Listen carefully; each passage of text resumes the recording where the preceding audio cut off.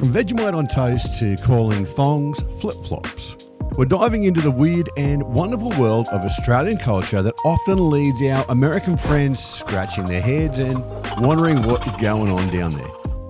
Whether you're an Aussie expat in America just like me, or maybe you're an American that's curious about the land down under, stick around, this video is for you. You better take cover. Oh. Australians and Americans share a language, but when it comes to everyday habits, there are some pretty wild differences. But mate, all I had was me jocks on. I was chasing him up the street and I'm just like, mate. Running around about like a chicken with his head cut off. I told him he needed to get out of that water, but say I didn't know he was getting eat up by bees. I thought he was just high. Now, growing up in Australia, I always thought I knew what was normal, but moving to the US has been a real eye-opener. There's a lot that can leave Americans scratching their heads about us when they try to understand Aussie culture. If I order chips and they come with a regular salt and no other option, there's a pretty good chance in Australia I won't go back there again. Regular or chicken salt? Both. For many Aussies, it's chicken salt or it's nothing. But travel anywhere else in the world and they'll have no idea what you're on about.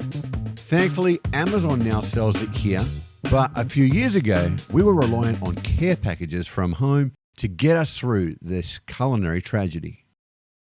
Now, I'm no scientist, so when I say those on-off switches that are above the power points stop the electricity from leaking out, I'm probably full of it.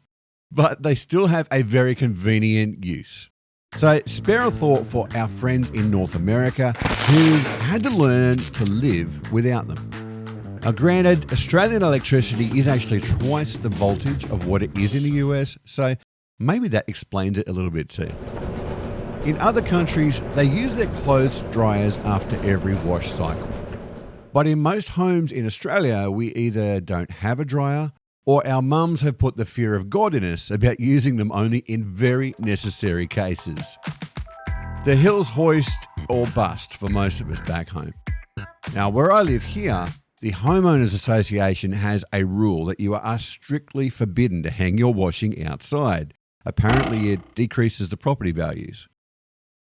A random fact that I learned recently was that Australia is one of only a handful of countries where toilets come with a half-flush option. I don't ever recall seeing them here, but I've run into many people who have used the ones in Australia and then wanted them to put into their own homes in the States. Been one of those strange topics to come up when people hear my accent. You know how it goes. Where are you from? Oh, the spiders are so big, and then, wow, I really love your toilet. Lovely lady that lives there on her own and she always keeps the toilet door shut. We're led to believe that if the door's constantly shut, the thickness of that snake could certainly not fit underneath the door.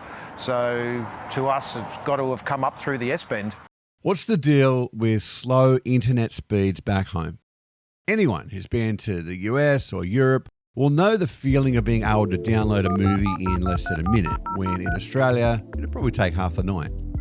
Australia is ranked 81st in the world for internet speeds, falling behind such technologically advanced countries like Jamaica, Malta, and even Uzbekistan.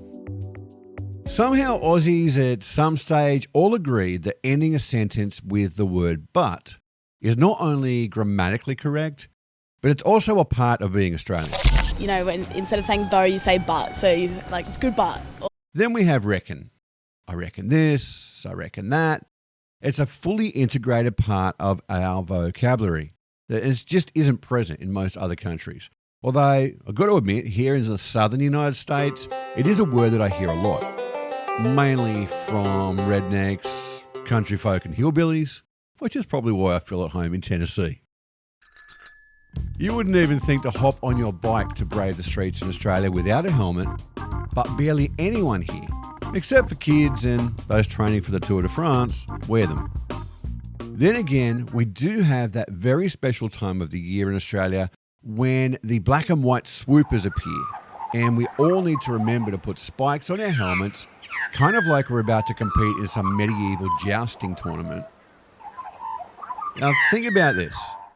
12 months, 4 seasons, 3 months per season. That way, you don't have to remember dates or anything. December 1st is the first day of summer.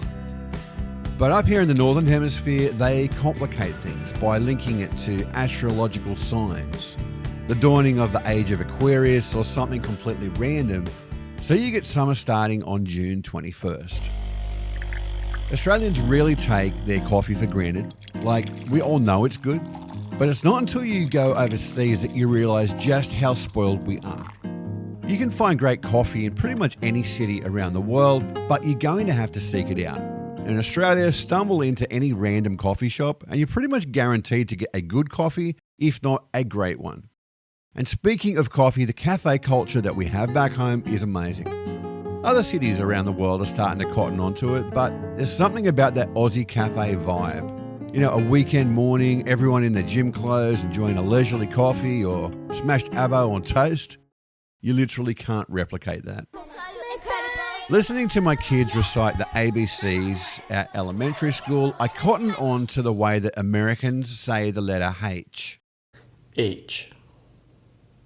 Now here it's pronounced H, like how you would say it if there was actually no letter H. Then of course we have Z, which is another one. It's zebra, not zebra. We've got a ton of bizarre words in Australia that probably don't make much sense anywhere else in the world, except maybe to our friends in New Zealand. Bogan. People would say sweatpants, we call them tracky dacks. Yeah. I mean, we shorten names to everything because we can't just say the whole thing, like Bazza, Shazza. Petrol station is servo. Liquorland is bottle-o. Bottle-o. And lastly, singing happy birthday. I learned this one the hard way and really embarrassed myself in front of friends and family. Hip hip hooray is not a thing here in Uncle Sam's world. Is it a move to differentiate themselves from the Brits because they just want to get stuck into the cake already? Or maybe it's just another one of those cultural differences that we share. You know, Aussies are really not that hard to understand. Go with the flow, relax, say to yourself, she'll be right, mate, over and over again. And eventually, you'll get into that Aussie state of mind. One thing I know about Aussies don't give a shit about stuff. Aussies are so understated. Like a volcano could erupt in the middle of Queen Street and someone would go, it's a bit hot. What other Australian quirks do you think I should explain next? Maybe try to describe the rules of AFL or decipher the obsession that we all seem to have with Bunnings sausage sizzles. Let me know in the comments what you think should baffle my American friends next. Don't forget to like, subscribe, and hit that notification bell as well. Hooroo, mateys.